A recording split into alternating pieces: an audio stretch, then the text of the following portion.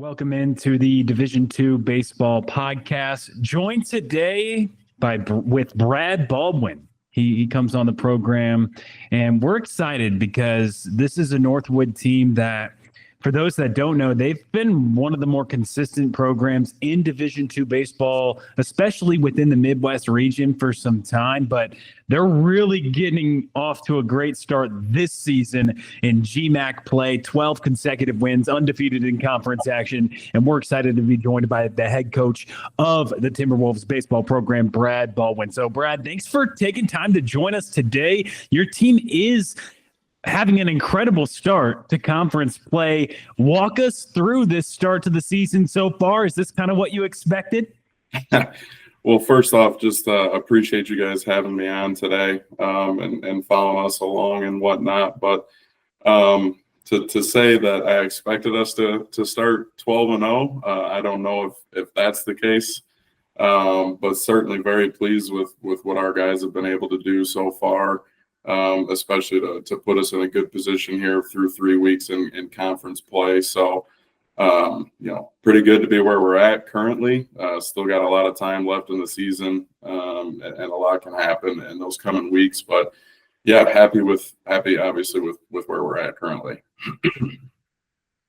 And Coach, I do want to talk about early in the season, prior to your Florida trip. Like many other teams in the Midwest, there was challenges in getting games in. You were able to play Davenport, but kind of at a neutral site in Tennessee. What kind of went into that, just trying to be able to say, hey, we got to play these games? Yeah, I think every year, especially with some of those earlier trips, we try to get some regional games in, with different opponents across the Midwest region. And obviously, being able to link up with Coach Tidy in Davenport, we thought that would be a good fit. We've been to Tennessee in the past at that same place. It's a good spot to play early on in the year. Typically, you have fairly decent weather for the most part. We didn't necessarily have that so much this year, but being able to get those regional games in, going to neutral sites is just kind of something that we have to do early on in the year if we're not going to play somebody else out of region or at somebody's home site. So typically we look to try to do that at least one out of those first couple of weeks, just getting a regional opponent and heading to a neutral site somewhere. Taking over this program after being an assistant, what was that adjustment like for you? Because I know you're still new, or at least early into your head coaching tenure, but you were obviously familiar with this program and just familiar with Division II baseball from your playing days in that same region. So what's that adjustment been like now as you continue to develop your program here at Northwood? It is an adjustment. It's a big one, to say the least. It was there's really no instruction manual when you're put into a position like this. But my whole career, whether it was playing or coaching, it's kind of just been I learned best by just kind of being thrown in there without really much instruction and just trying to figure it out on my own. Luckily and fortunately, I've been around really good coaches while coaching with Coach Sable. I was with Coach Sally at Ashland for a year, and then having played, for Ryan Kelly at Wayne State, I've been able to learn from some really, really good coaches that have been doing it for a long time and doing it successfully for a long time. So that obviously helped build some confidence that I was ready for that jump, ready for that step. And obviously was very fortunate to, be in the right place at the right time, I guess, so to speak, and, worked hard to put myself in this position. But obviously I've had a lot of help from a lot of different people along the way.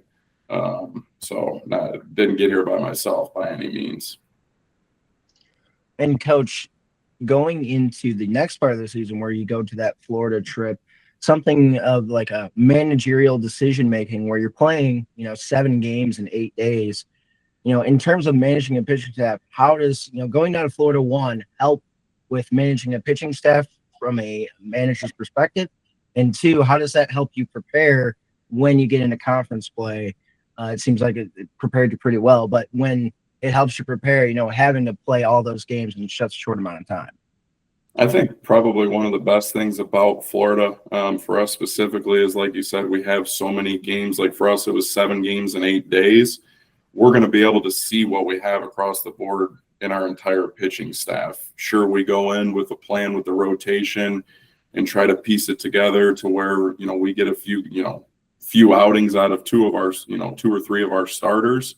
But then also you get a really good idea of what you have in the bullpen, in terms of depth, in terms of different scenarios and situations that we were able to put those guys in.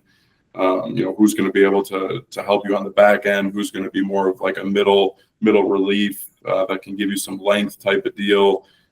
So that's a big thing. I really enjoy Florida, and not just from the pitching side of it too. You get an opportunity to get some of those different hitters in there, different lineups, and just to see what we have across the board, so that when we do, get back from Florida, it's typically right into conference play for us. We have a pretty good understanding of where we're at from a rotation, what our bullpen looks like, what the back end kind of looks like, and we have a pretty good idea of, from a positional standpoint too, what the lineup hopefully looks like for the most part.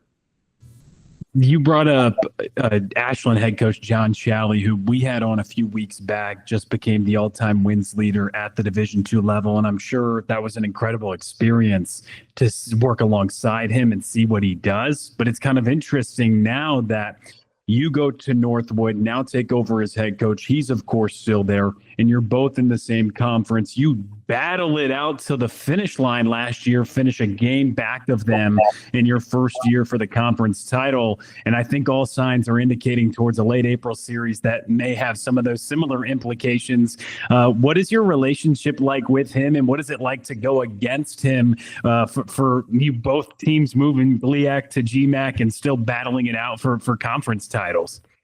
Yeah, it's definitely it's a different situation for sure, having worked for him, but a ton of respect for him, and obviously what he does, it's kind of hard not to. But having been in the inside with him, I've learned a ton in a short amount of time, which has helped me along the way. He gave me my first opportunity to get into college coaching, so obviously a lot's owed to him, but the relationship's there. The relationship is really good between the two of us. And we really just kind of look forward to bringing 2 good ball clubs together and competing it out and just kind of having it out each and every year from now on. So it was cool last year having played them in the regular season, and then going to the regional, and we're facing them again 2 times in a regional, where they ended up knocking us out and ending our season. But it's just a ton of respect for him, the program and whatnot, and it's really good. To go back and be able to compete against him, having that relationship and having worked for him at one point in time. And going now into that kind of stretch that you've been on here in the GMAC,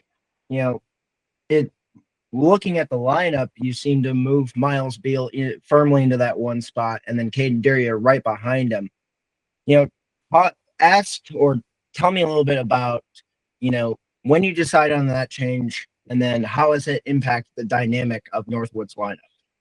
Yeah, I think with Miles being up there at the top now, he gives you a little bit of spark right from the get-go. He's got the ability to put a ball in the gap, but he also gets on base at a high clip, which is what we want. We want, regardless of what it is, what inning it is, we want to try and fight and get our leadoff guy on base. From there, just with how our offense kind of operates, we're able to do a little bit more offensively if we can get that leadoff guy on base. And then obviously having a guy like Caden in the 2-hole who has a little bit of thump and whatnot, a ball in the gap, is probably scoring Miles right off the bat there. So that's kind of the thinking there. They've been, proven to show some consistency across the board throughout the course of the season thus far, and just being able to get them to as many at-bats as we can throughout the course of a game, a series, whatever it is, over the course of a weekend. They've been doing a really nice job in handling.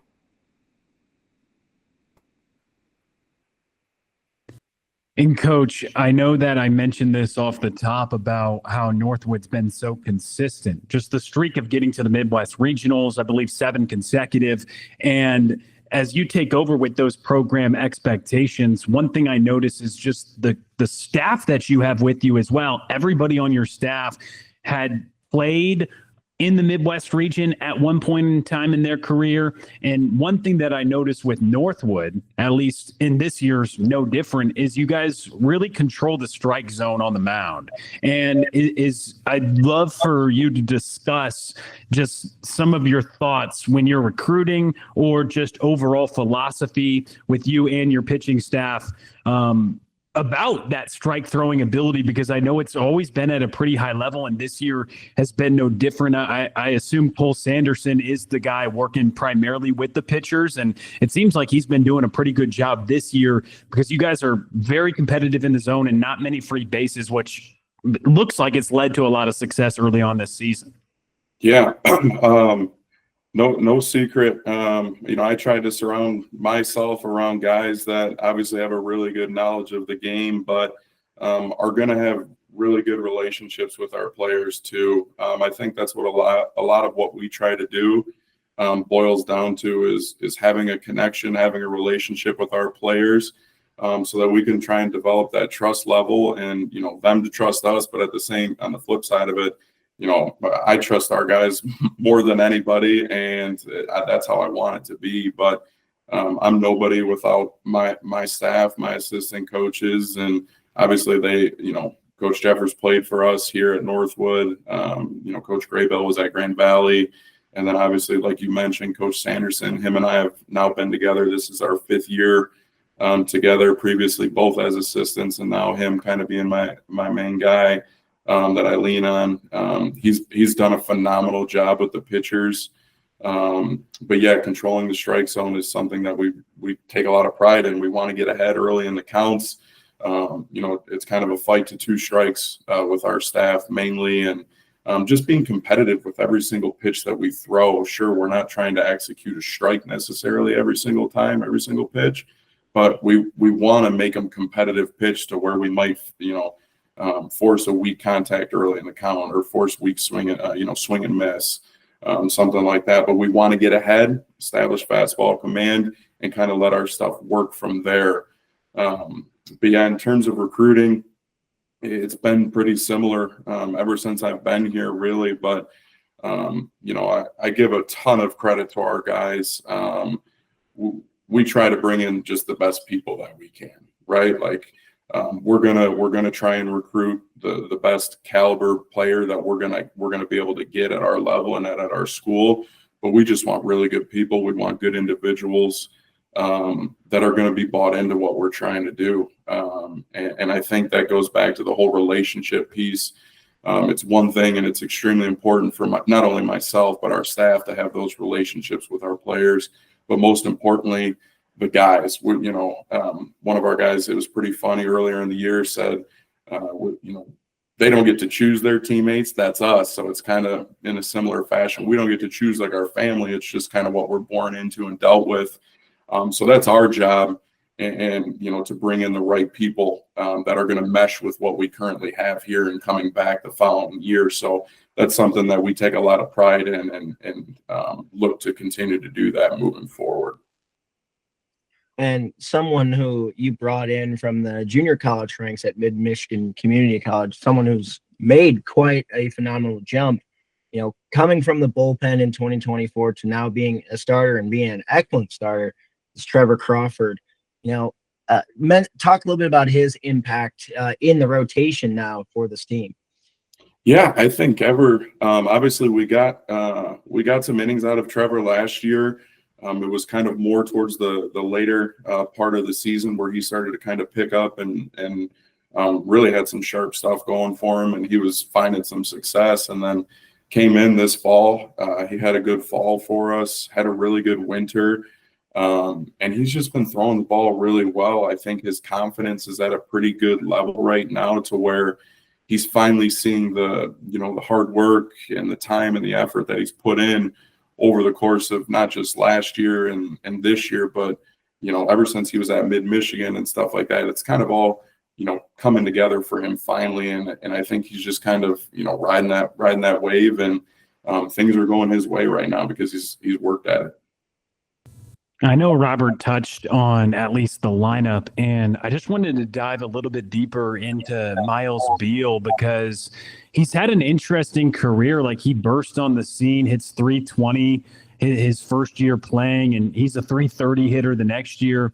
It takes a little bit of a dip last year, but now he's just lighting everything on fire this season. He's been your most competitive hitter at the plate, and he's showcasing that power like he always has, the gap-to-gap doubles power with the home runs, but he's hitting at such a high clip, 402 batting average, second best in the conference, and getting on base more than he ever has. After having success in his first 2 years, then taking a little bit of dip in his performance last year, what have you seen be the difference to now have a career year in his fourth season and now fifth year with the program overall, and just really leading this offense? Yeah. From an outsider's perspective, like, it not being in the mix, especially last year, like he's done it pretty good ever since he's been a freshman, just like you mentioned there. And he just didn't have a lot of stuff go his way last year. And it's baseball, and that's going to happen, right? But I think kudos to him and what he's been able to do this year is because he's stayed pretty level-headed across the board for the most part. And just kind of trusted the process. Like, hey, I'm going to go out there. This is my last year. I'm just going to do whatever I can to help the team win. And I think that's what we're seeing. We're seeing him kind of reap the benefits of just going out there, trusting the process, and trusting if it doesn't go his way one at bat, it's a clean slate, the next time he steps up to the plate. So I think that's been a big part of it. And he's just playing free. He's having a lot of fun. It's been fun to kind of watch this season unfold for him a little bit after he did struggle across the board last year for sure, which I know was very frustrating, for him. But I think, again, just kind of trusted himself, trusted his work and his prep, and he's starting to see those, the benefit of that again. And then another guy I want to talk about on the pitching side again is a similar guy to Miles Beal, fifth year with the program, fourth year in terms of appearances. Grant Lamarche and how he's done with the staff, and especially this year, the strikeout to walk ratio numbers are much improved than years past. How has his impact been with the pitching staff as well? Tremendous. Grant, we didn't know if we were going to have him back this year. Decided to come back and get that fifth year in. But his journey, his story is pretty unique. It's pretty cool. He came in as a freshman. He got hurt, redshirted, and then really didn't see. He's as hard a worker as anybody on our team, on our staff. And he just kind of had to wait. He had to work while he waited these past couple of years. And that obviously was a big part of what we did last year. And now coming back, he's a phenomenal guy in terms of our younger guys learning from, like, how to go about your business on a day-to-day, and what that looks like in terms of prep for a start over the course of a week, but then the day of. And he's an unbelievable teammate, one of the best I've been around. He just brings a spark to our team, a positive and just happy mentality every single day. He shows up to the ball field or to practice, and it's fun to just watch him go out there and compete, just because of the journey that he's kind of been on throughout the course of his career. But no secret, he's a big part of our rotation, a big part of our pitching staff, and somebody that we're definitely going to lean on here down the stretch for sure. And speaking of stretches, I mean, it has been an interesting stretch. You start the season dropping your first 5 ball games, but now you fast forward, you've won 12 in a row. And I think the interesting component always when you're in Midland is like, hey, the first month and a half, you're on the road. I mean, you guys just had your first true home weekend this past weekend, and now you get another one upcoming. But I just wonder, what's the message to the team after you start out of the gate 0-5, but now what's again the message when you've won 12 straight? Is there different messages to the team based off how the team's playing? How do you keep the team not too high, not too low when you guys are going through these things during a season? I think you just said it right there. The message is pretty consistent across the board, whether we're doing well or whether we're not playing the greatest. My main thing is never get too high, never get too low. It's never as good as it seems, and it's never as bad as it seems either. A lot of these guys were around last year when we started 0-7, and we're able to put together a pretty competitive season and find ourselves in the postseason. And obviously, we, just like you said, start this year again 0-5. I'm still trying to figure that out personally, why it's been 2 years in a row. We can't seem to at least get one of the first three or whatever it might be. But we're on the road, but we're also just learning a lot about ourselves in those early trips and what we have in the room, and what it's going to look like for us as an offense, for a pitching staff. And sure, I guess it takes some time. But no, we like to stay pretty consistent, not get, just kind of ride the line as best as we possibly can. And understanding that we've been on the the flip side of where it's been pretty rough for us at times in streaks, and it's been good for us at times too. And just have the understanding that we have to show up to the ballpark or to practice, and it has to be the same thing every single day. We have to be consistent with what we're trying to do, with our work ethic. We can't take days off. We got to show up ready to work and put in our time every single day if we're going to want to continue to see the results that we're seeing. And I think it's important. This game can humble you very, very quickly. So I think that's important to also keep in the back of our mind, like, hey, if we don't show up, it doesn't matter who we're playing. We're human, and we just got to continue to be consistent with our mentality and show up and ready to go regardless of the situation. And Coach, final question I have for you is, the Michigan weather is not always the greatest, especially as the season goes along. Your last weekend you had the series moved up to Thursday, and now you have it moved back. How does the team adapt to like these ever-changing weather climates and ever-changing series where maybe a Saturday, Sunday series now is a Thursday, Friday series? Expect the unexpected, I think, when you're playing in northern Michigan. It snowed this morning. So it's 32 degrees. It snowed overnight. We're getting rain all day. We're stuck inside again today for practice. So it's just it is what it is. We just kind of roll with the punches and kind of just try and control what we can control. We can't control the weather. We know going into a season, those first couple of weeks, especially Florida, is the best weather that we're probably going to see for the next month and a half, 2 months. So you better enjoy it, because we probably won't see it until the end of April, if we're lucky. So we just try, again, control what we can control and stay level-headed and understand that we're going to be dealt some unfortunate situations in hands, and we just got to do our best to not let it affect us and continue on with our preparation just as we would any other week, really.